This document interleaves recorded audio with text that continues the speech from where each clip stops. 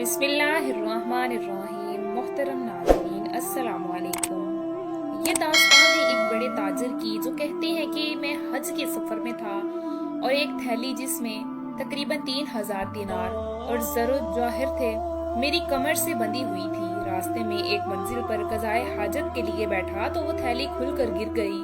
جب میں وہاں سے کچھ آگے بڑھ گیا تو خیال آیا لیکن اب واپسی ممکن نہ تھی، اور چونکہ میں بہت دولت مند تھا لہٰذا اس کثیر مال و زر کے گم ہو جانے کا میرے اوپر کوئی اثر نہیں ہوا۔ جب میں وطن واپس ہوا تو بلا اور مصائب کے دروازے میرے اوپر کھل گئے اور رفتہ رفتہ سارا مال و دولت میرے ہاتھوں سے جاتا رہا۔ عزت کی زندگی ذلت سے بدل گئی۔ میں دوستوں کے سامنے خجالت، دشمنوں کے تیز مال و ثروت کے زوال اور تباہ حالی کی وجہ سے اپنے وطن سے باہر نکل آیا۔ سفر کے دوران ایک رات ایک گاؤں میں پہنچا۔ اس وقت مال و دنیا سے میرے پاس صرف ایک دانگ اور نصف نقرہ تھا۔ بارش کی اندھیری رات تھی۔ میں اپنے خاندان کے ہمراہ اس گاؤں میں واقع ایک شکستہ حال کارواں سراب میں پہنچا اور وہیں میری اہلیہ کے ہاں ایک بچے کی ولادت ہوئی۔ اس نے مجھ سے کہا، میرے لیے غذا کا انتظام کرو ورنہ میں اسی وقت ہلاک ہو جاؤں گی۔ میں انتہائی پریشانی کے عالم میں ایک سبزی فروش کی دکان پر گیا۔ اس نے میری کافی خوشامد اور عاجزی کے ساتھ دروازہ کھولا۔ میں نے وہ ایک تانت اور نصف نقرہ اسے دیا۔ اس نے تھوڑا روکنے زیتون اور میتھی ابال کے ایک مٹی کے پیالے میں ڈال کر مجھے دیا۔ جب میں کارواں سراں کے قریب پہنچا تو میرا پاؤں لٹکایا اور میں گر پڑا۔ وہ مٹی کا پیالہ ٹوٹ گیا، جو کچھ اس میں تھا وہ سب گر گیا۔ میرا دل رنج اور غصے کی شدت میں زندگی سے بھر گیا اور میں اسی جگہ پر کھڑا ہو کر اپنے منہ پر تماچے لگانے لگا اور بے اختیار بلند آواز سے گریہ زاری کرنے لگا۔ اس مقام کے قریب ایک شاندار اور بلند و بالا مکان تھا۔ ایک شخص نے کھڑکی سے سر نکالا اور مجھے ڈانٹتے ہوئے کہا، تم نے آدھی رات کو یہ کیا شور مچایا ہوا ہے اور میری نیند خراب کی ہے؟ میں نے اسے اپنی سرگزشت بیان کی تو اس نے کہا کہ ایک تانگ اور نصف نقرے کے لیے اس قدر رونا پیٹنا، اس کی اس دھڑکی نے مجھے بے چین کر دیا۔ اور میں نے کہا، خدا جانتا ہے اتنی مالیت کی میرے نزدیک کوئی قدر و قیمت نہیں ہے، لیکن مجھے اپنے اور اپنے اہل و عیال کے اوپر رحم آتا ہے جو بھوک سے ہلاک ہو رہے ہیں۔ خدا کی قسم میں فلاں سال حج کے لیے گیا تھا۔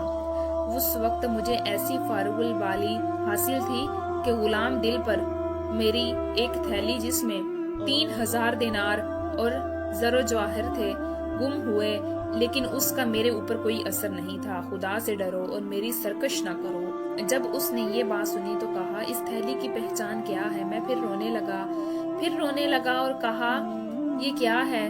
محض سوال جو تم اس موقع پر مجھ سے کر رہے ہو۔ وہ اپنے گھر سے باہر نکل آیا اور مجھ سے کہا، تم جب اپنی اس تھیلی کی شناخت مجھے نہیں بتاؤ گے تو میں تمہیں دستبردار نہیں ہوں گا۔ تفصیل بیان کی۔ میں نے اسے تفصیل بیان کی تو میرا ہاتھ تھام کر اپنے گھر میں لے گیا اور پوچھا، تمہارے اہل خانہ کہاں ہیں؟ میں نے پتہ بتایا تو اس نے اپنے غلاموں کو حکم دیا اور وہ لوگ جا کر میرے اہل و عیال کو لے آئے۔ اس کی حرم سزا میں پہنچا دیا۔ اس نے تاکید کی، جس چیز کی ضرورت ہو انہیں مہیا کی جائے۔ چنانچہ میرے لیے پیرہن اور لباس لایا گیا، مجھے پہنا کے حمام لے جایا گیا۔ اس طرح میں نے وہ رات بہت آرام سے گزاری۔ جب میں صبح کو اٹھا تو اپنے آپ کو انتہائی آرام و آسائش پہ پایا۔ اس نے کہا کہ چند روز یہیں قیام کرو تاکہ تمہاری اہلیہ صحت یاب ہو جائے۔ اس نے 10 روز تک میری میزبانی کی اور روزانہ 10-20 دینار دیتا تھا۔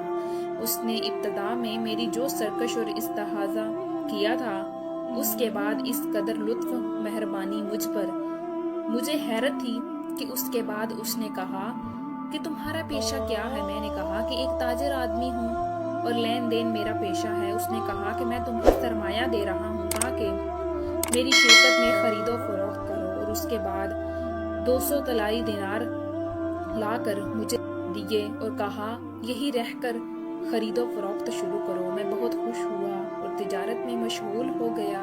چند روز کے بعد جو نفع حاصل ہوتا وہ لا کر اس کے پاس جمع کر دیتا تھا۔ ایک روز وہ گھر کے اندر گیا اور ایک تھیلی لا کر میرے پاس رکھ دی۔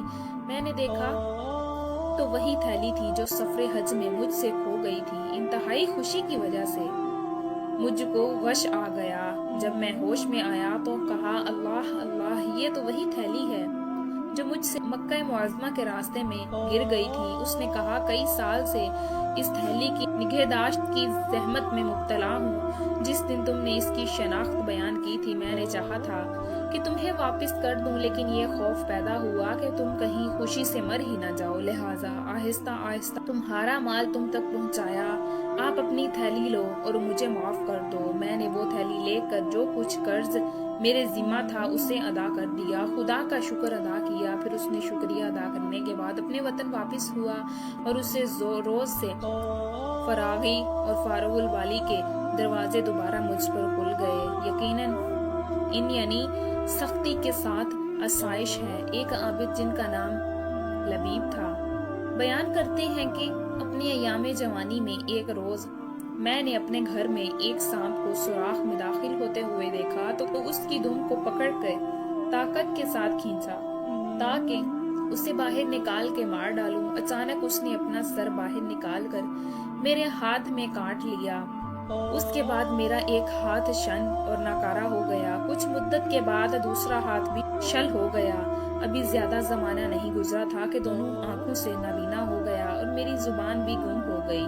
میں ایک مدت تک کسی حال میں رہا اور مجھے ایک تخت پر ڈال دیا گیا۔ میرے سارے حواس اور اعضاء جوارح بالکل ہی جواب دے چکے تھے۔ وقت سننے کی قوت باقی تھی اور جو میرے لیے ایک بڑی مصیبت تھی، کیونکہ ہر سخت و سست اور ناگوار بات سنتا تھا لیکن جواب دینے پر قادر نہیں تھا۔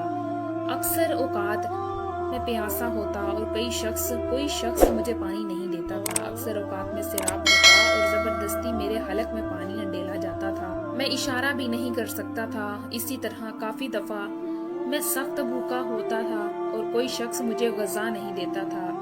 بیشتر ایسا ہوتا تھا کہ زبردستی میرے منہ میں چیز ڈالی جاتی تھی۔ جب اسی حالت میں جبکہ موت زندگی سے کہیں بہتر تھی۔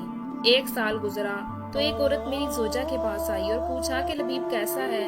زوجہ نے کہا نہ تو وہ اچھا ہے کہ اسے راحت ملے اور نہ مرتا ہے کہ ہم لوگوں کو اس کی موت سے آرام ملے۔ اسی طرح کچھ اور باتیں بھی کہیں جن سے مجھے معلوم ہوا کہ یہ لوگ مجھ سے تنگ آ چکے ہیں اور اپنا سکون و راحت میری موت میں سمجھتے ہیں۔ چنانچہ میں بہت دل شکستہ ہوا اور اس بیچارگی اور مجبوری کے عالم میں پورے خلوص اور انتہائی خوش و خضوع کے ساتھ میں نے دل ہی دل میں اپنے خدا کے ساتھ مناجات کی اور موت یا زندگی کے ذریعے اس کرب و شدت سے نجات کی درخواست کی کہ اسی وقت میرے تمام اعضاء میں شدید درد یہاں تک کہ رات ہو گئی اور درد میں سکون ہو گیا تو میں سو گیا۔ جب بیدار ہوا تو دیکھا میرا ہاتھ سینے پر رکھا ہوا ہے، حالانکہ وہ 1 سال سے زمین پر پڑا ہوا تھا اور اس میں بالکل حرکت نہیں تھی سوائے اس کے کہ کوئی دوسرا شخص اسے حرکت دے۔ میں نے تعجب کیا یہ کیسے ہوا؟